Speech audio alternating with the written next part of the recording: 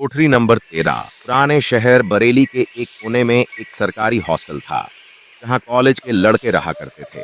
उस हॉस्टल की सबसे ऊपर की मंजिल पर एक कमरा था, कोठरी नंबर 13, जो बरसों से बंद पड़ी थी।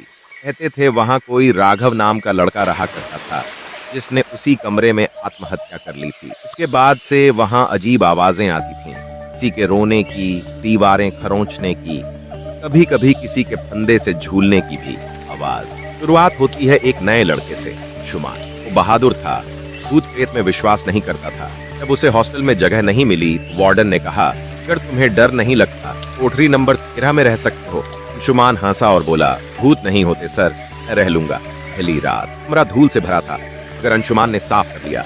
रात को 2 और 3 बजे उसकी नींद खुली। दरवाजा अपने आप पीते हुए खुला। उसने सोचा हवा होगी, मगर खिड़कियां बंद थीं।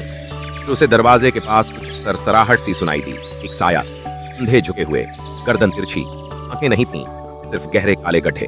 वो बड़बड़ा रहा था, यह मेरा कमरा है, वापस चला जा, वापस चला जा। अंशुमान चीखा, मगर आवाज बाहर नहीं गई। उसने लाइट जलाई, मगर लाइट फ्लिकर करने लगी।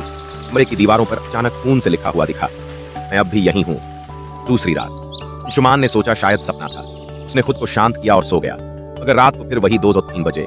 इस बार उसकी गर्दन पर किसी ने हाथ रखा, ठंडा सड़ा हुआ, और उसने देखा वही साया अब उसके सामने खड़ा था। तेरी सांसें मेरी हैं। अंशुमान भागा, दरवाजा खोला, मगर हॉस्टल का गलियारा अंधकार से भरा हुआ था और दीवार पर खून से लिखा था, तू मरेगा, ठीक वैसे ही जैसे मैं मरा था। तीसरी रात अंशुमान ने हॉस्टल छोड़ने की सोची, मगर उसके पैर जैसे जमीन से चिपक गए थे।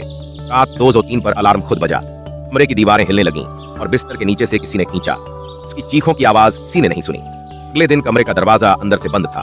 खोलने पर सिर्फ दीवार पर खून से लिखा मिला, कोठरी नंबर 13 मेरा नहीं, अंशुमान का है। भी रात को 2 और 3 बजे वहां से किसी के बड़बड़ाने की आवाज आती है, तेरी सांसें मेरी हैं। अगर तुम भी कभी किसी पुराने हॉस्टल में जाओ तो जरा सोच लेना, कमरा नंबर 13 खाली तो नहीं।